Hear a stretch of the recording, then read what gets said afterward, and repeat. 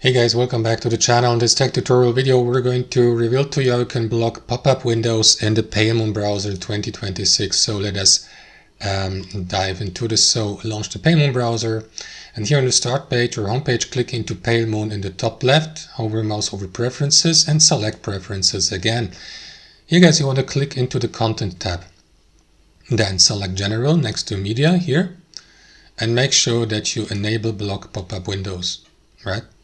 So what you want to do guys is, for example, also choose a setup for load images here, or add exceptions or exception rules to this default rule here by clicking into this button, and then enter the URL address, for example, of the website you don't want to block the pop-ups for, or remove the site from that list. If it's on that list, select it, click into remove site, and save these changes.